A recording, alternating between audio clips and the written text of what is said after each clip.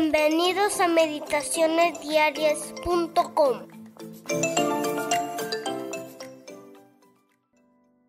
Historia 8.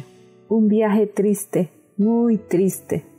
Apenas había desaparecido la caravana de ismaelitas a la distancia, envuelta en una nube de polvo, Rubén regresó al pozo para librar a José. Imagínate cómo se sintió al ver que no había nadie dentro de él.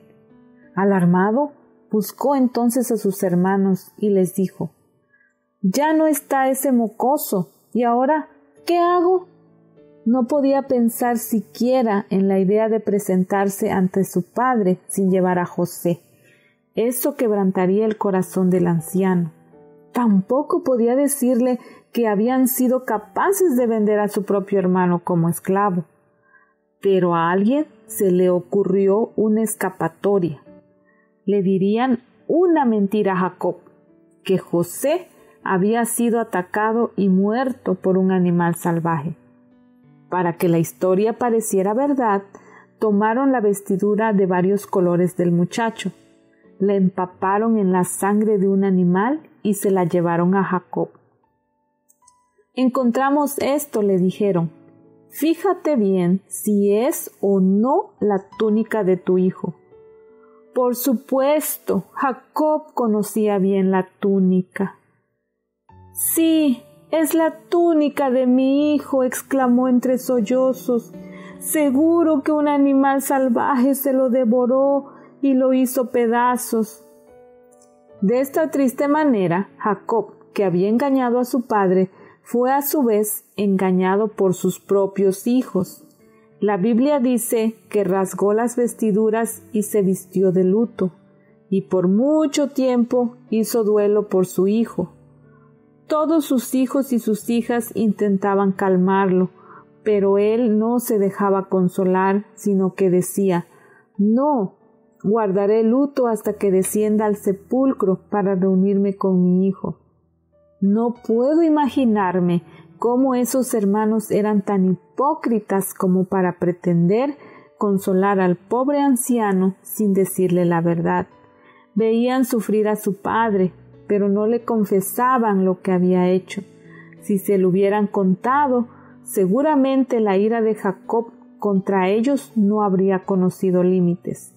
Entretanto, el pobre José, triste, cansado y nostálgico, iba en camino a Egipto. Da pena el solo pensarlo.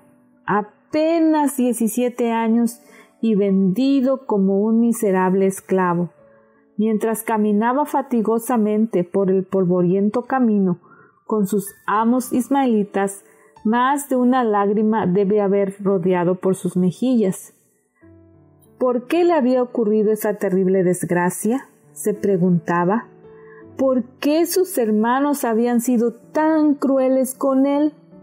¿Por qué habían permitido que estos extranjeros lo llevaran como un prisionero? ¿Por qué nadie venía en su rescate? Al caer la tarde y comenzar aquella primera noche, lejos de su casa, debe haberse sentido terriblemente solitario. No podía dejar de pensar en la cama confortable que ahora no tenía, en los animalitos con quienes acostumbraba jugar y en todas las cosas que tanto le gustaban. También ha de haber pensado en su padre y en su hermanito Benjamín y en su madre, que ya había muerto, y volvió a llorar. ¡Qué viaje tan largo y triste! Porque cuanto más se acercaba la caravana a Egipto, tanto más lejos estaba de su casa. Más de una vez debe haber pensado en que ya no volvería a ver a su padre y a sus hermanos. ¿Qué le sucedería en ese país extraño al que lo llevaban?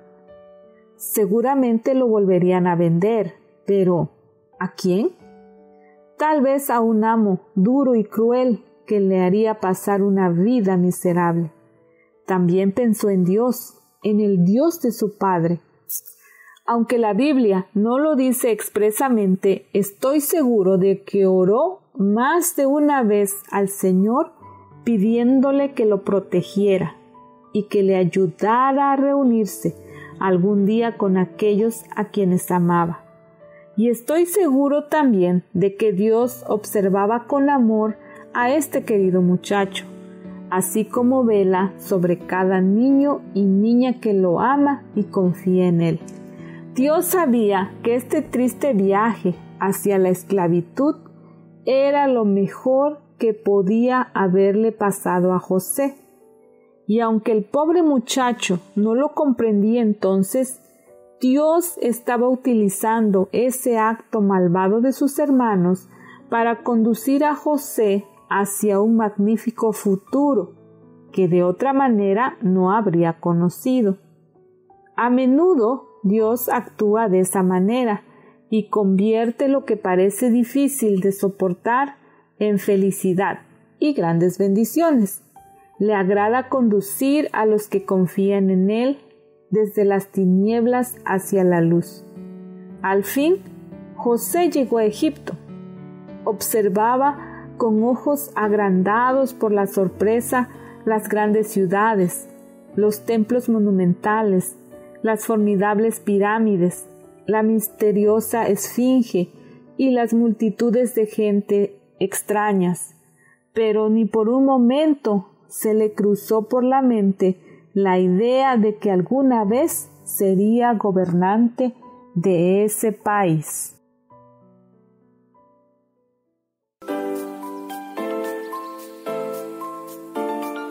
Los invitamos a acompañarnos todos los días y descargar nuestra aplicación móvil.